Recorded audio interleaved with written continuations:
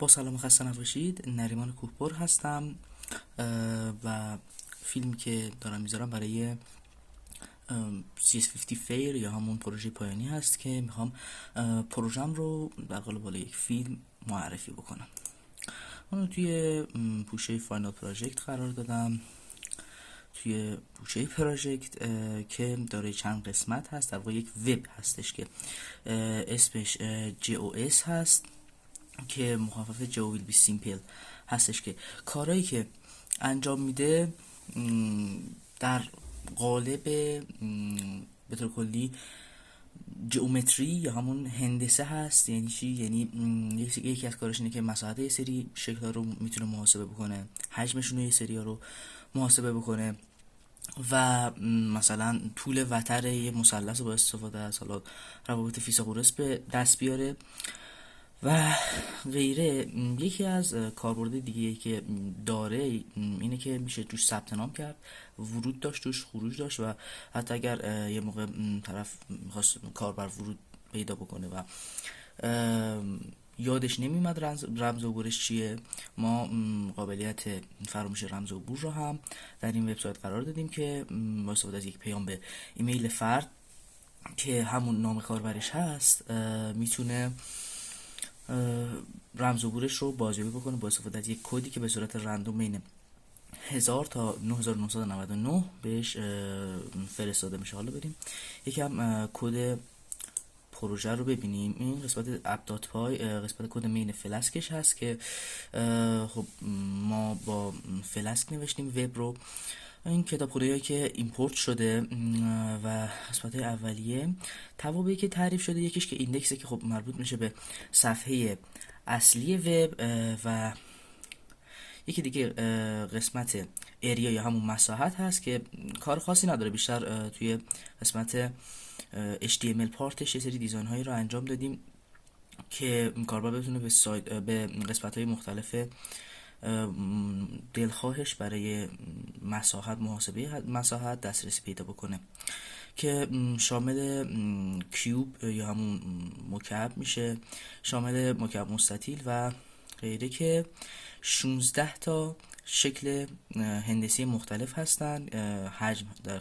حجم 6 تا داخلشون هست، بخشید 7 تا و 9 تا هم شکل دو بعدی درش هست. تا اینا هستن. میریم قسمت ولوم یا همون حجم. خب ما احجامی که اینجا داریم 7 تا هستن که شامل مکعب مستطیل و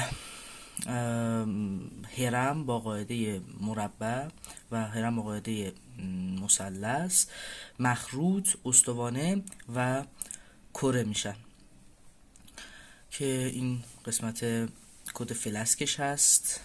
حالا قسمت لوگ یوزر این رو داریم که زمانی که فرد ثبت نام کرده باشه میتونه وارد سایت بشه، این قسمت هایی که هستن. و لوگ یوزر اوت هم که کار سختی نیست، یه قسمت کوتاهیه و این هم قسمت اپ راوته که برای اپ راوتیه که برای فورگت پسورد هست که خب ما در این قسمت ایمیلی که کاربر داره رو، کاربر به عنوان نام کاربر داده رو یه بار دیگه ازش میگیریم که ببینیم که این ایمیلی که وارد میکنه همون ایمیله یا نه، که توی قسمت ثبت نام مشخص کردیم که چه جوری وارد بکنه کاربر. و در ادامه میایم چک میکنیم که اگر وارد کرده بود درست، حالا میایم براش یک کد 4 رقمی بین 1000 تا 9999 درست میکنیم و به ایمیلش با استفاده از کتابخونه تولیو میفرستیم. در غیر این صورت هم که مینویسیم ایمیل is not valid، یعنی در سایت وجود نداره. به علاوه ورفیکود هم که برای اینه که به یک پیجی وارد میشیم که در اون پیج یک حالا فرمی هست، کاربر کد 4 رقمی که وارد کردیم و اونجا مینویسه، اگر که درست بود وارد میشه و در غیر این صورت هم که وارد نمیتونه بشه.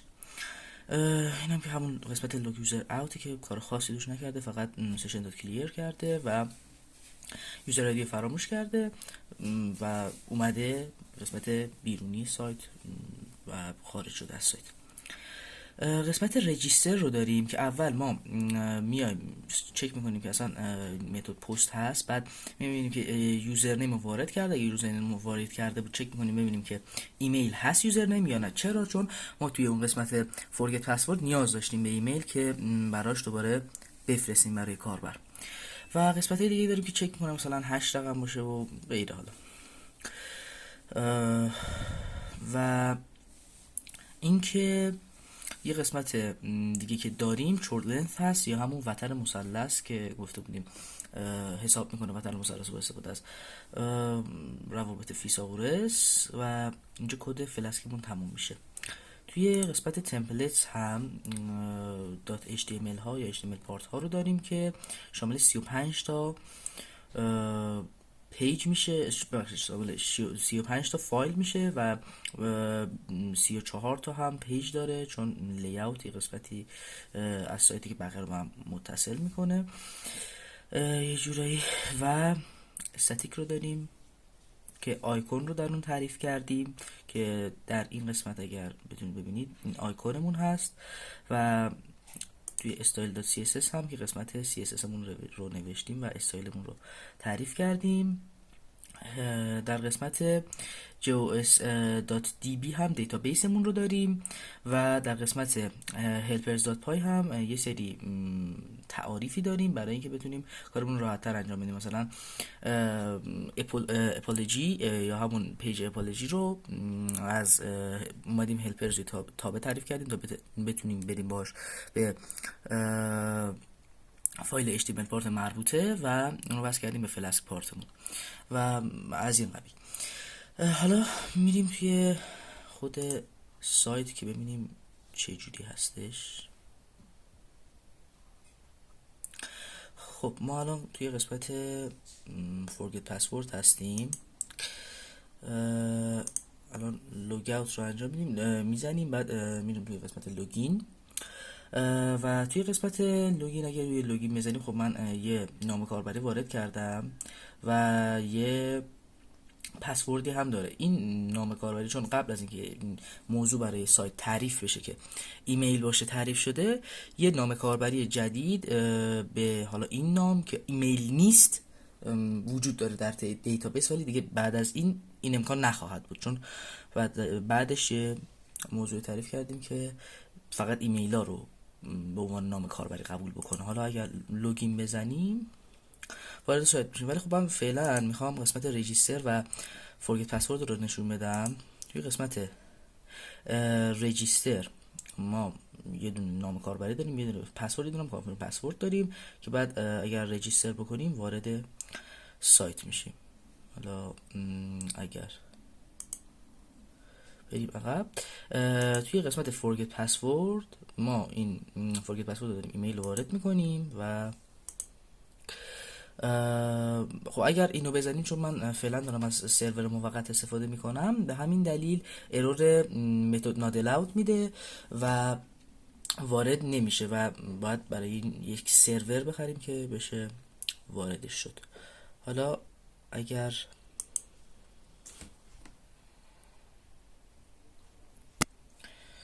ما لوگین بکنیم